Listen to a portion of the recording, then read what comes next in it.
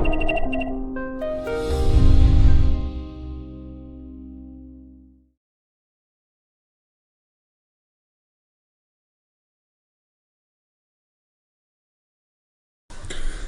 Setups 603, again about the footprint chart, but some more details about it and the combination of high volume and low volume. In footprint charts, you also have high volume areas and low volume areas, and you can use them as trading confirmation because those high volume areas very often tend to be support and resistance. So it's just an area where there is traded more volume or fair prices, but you see them more in detail because you see the fair prices in a candle or in a specific time frame. So many market participants want to trade or have traded over there, and stop losses and take profits can be positioned there. So take profits. If you get here from the top, you can place your take profit before that because it can act as a resistance and it's not 100% sure that this area is going to be accepted again. And if you are long, for example, if you waited for a retest and try to scale here in on the top of that range, you can put your stop loss on the other side. So because this area is going to be very likely to be protected. So in an example, if you have a footprint chart and you see we have a finished auction on top, we have an unfinished auction on the bottom, and we have some high value areas and we have some low value areas, like in this one. You see there's getting less and less volume the closer we are near the extreme. You can use those high volume and low volume areas because a high volume area like this is likely to be tested again in the future.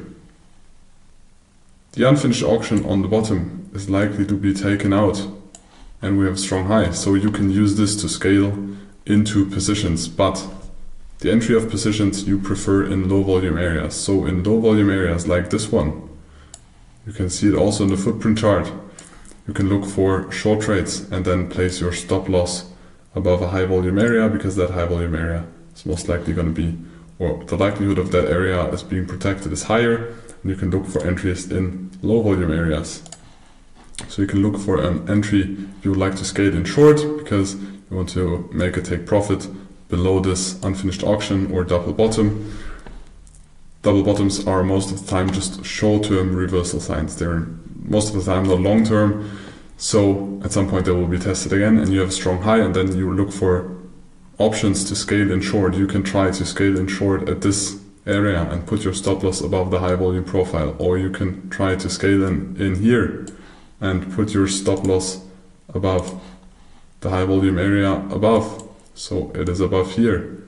And in an extreme scenario, when you're really risk taker, you can also try to scale in at this low volume area. So it's like the wick of the candle most likely, but you see there is less acceptance that you scale in there and put your stop loss above the high or a couple of ticks above the high.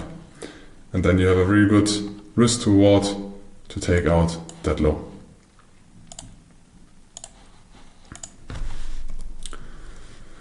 There are also low volume nodes. They can also serve as support and resistance, but we use them mainly as retail traders for entries. Big players very often cannot enter in low volume areas because they need another big player, so they need high volume areas or scale in or out through a long-term period, and there is less liquidity in a low volume area, so we can use it as retail traders.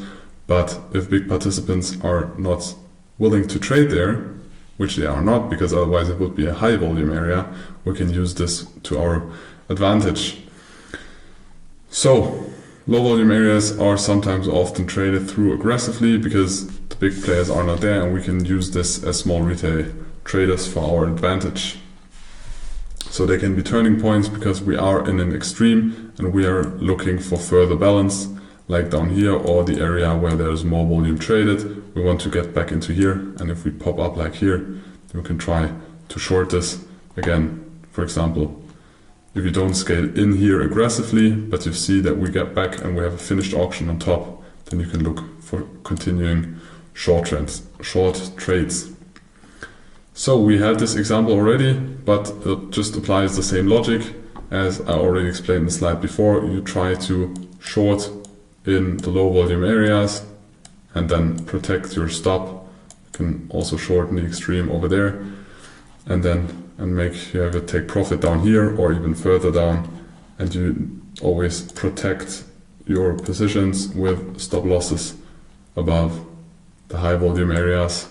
So the yellow areas are the one you scale in, and the one in the footprint that we had previously, the high volume areas, are the one where you protect your position, or if there would be a high volume area, also you take profits before that, so before the high volume area is reached.